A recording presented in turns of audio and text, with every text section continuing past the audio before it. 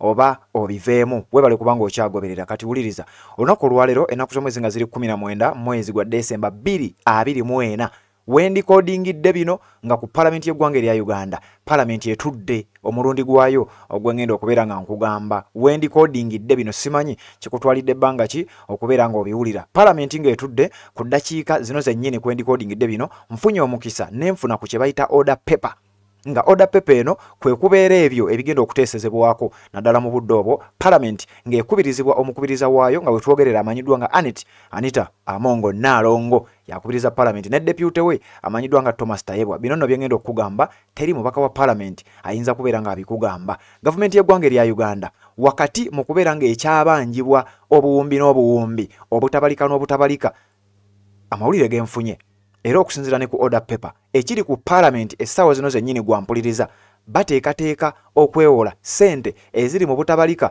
obungi ennyo bwe ngenda okuba nga nkugamba. Njagala osooka ofollowinge bw'oba tonaba kuba nga osubscribinga ku channel yaffe Kikole tubeere ng'ate tutambula ffenna. Kakati wuliriza nkugambye gwe agamba nti olwanirira essente y'omuwi w'omusolo ng'olwanyisa engeri ssente gyekozesebwamu embi naddala mu palamenti kugambye wuliriza bino either obisigalemu oba obiveemu. Waliwo obuwumbi n'obuwumbi obuli mu kubeera nga budiscussingibwako ku palamenti okulaba nga gavumenti y'eggwanga erya Uganda ekulemberwa General Yoweri Kaguta Museveni nga beewola ssente zino nga tebafuddeeyo oba gw'ofunamu oba tofunamu. Wuliriza tubeere ng'ate tusimbula okusinziira ku order paper olutuula olw'okutaano meeting ey'okubiri session ey'okuna mu palamenti ey'e11 ng'ennaku z'omwezi 19 mwezi gwa Desemba 2024 essaawa 8 zennyini olunaku lwakuna time of commencement saawa 8 zennyini nga bwe nkugambye. Kakati wulira order paper bw'egamba gavumenti y'eggwanga eya Uganda wakati mu kubeera ng'ekyabanjibwa era nga yemu ku mawanga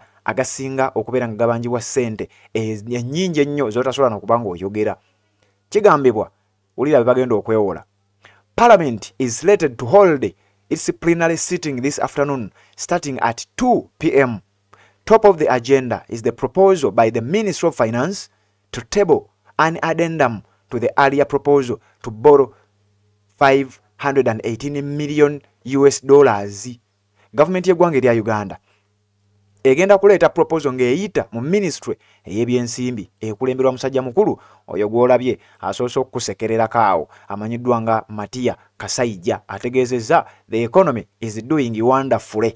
Kakati gavumenti y'eggwanga erya Uganda ng'eyita mu ministry waayo ow'ebyensimbi amanyiddwa nga Matiya Kasaija kigambibwa bagenda kuleeta oba baleese okusaba kwabwe mu palamenti ebakkirize naye nkugambye tewali mubaka wa palamenti ajja bikugamba kubanga bagenda kubikkiriza. Gavumenti y'eggwanga erya Uganda egenda kwewola obuwumbi obukadde bwa $518 million nga zino bw'ozizza mu z'Uganda zikola obutabalika akatabalika kalamba n'obuwumbi 873 million 518 za $. Mu z'Uganda zikola akatabalika kalamba n'obuwumbi 873 1.8 oba 1 trillion n'obuwumbi 873 billion Ugandan shillings. Sente zino zigenda kwewolebwa okuviira ddala mu banka ey'ensi yonna emanyiddwa nga World Bank. Bino nno mbikugamba bijjidde ku order paper olupapulo olwo olubeerako biki ebigenda okuba nga biteesezebwako gwampuliriza kugambye bw'oba tonaba kuba nga ofollowinga Kikole tubeere ng'ate tweyongerayo. Zino sente zigenda kwewolebwa okuva mu World Bank era bafune ne kye bayita grant ya bukadde 48 $48 million. Zino si za Uganda zenjogereramu okitegedde. To borrow and receive a grant of $48 million.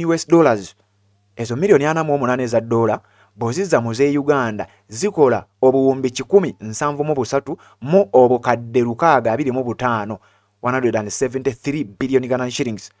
Ogatteko obukadde 625 nga zino zonna zigenda kwewolebwa okuviira ddala mu banka y'ensi yonna emanyiddwa nga World Bank. Gavumenti y'eggwanga erya Uganda ekulemberwa General Yoweri Kaguta Museveni ze ssente ze bagenda okuba nga beewola naye tukyagenda mu maaso wuliriza nkyakutwala otegeere embeera nga bweyimiridde. Kigambibwa nti waliwo okwewola okulala era obukadde 40 obwa euro Ngezo boziza muze Uganda zikola obuwumbi 151 n'obukadde 449 40 million euros. Muze Uganda zikola 151 billion Ghana shillings. Bagenda kuzeewola nga ziva mu ggwanga erya Bufaransa. Ezo government y'eggwanga erya Uganda yeesomye era beetegefu okuzeewola nga bazijja mu ggwanga erya Bufaransa, nga bazeewola okuva mu government y'eggwanga erya Bufaransa. Government ya Uganda egenda kwewola ku Bufaransa obukadde 45 obwa ssente eza euro. Nga zino nno zaaki bagenda kufinansinga road construction, okuzimba enguudo, okuddaabiriza enguudo, kwegamba okutereeza enguudo eziri mu kibuga Kampala n'ebibuga oba n'ebitundu ebyetooloddewo kye bayita Kampala metropolitan areas.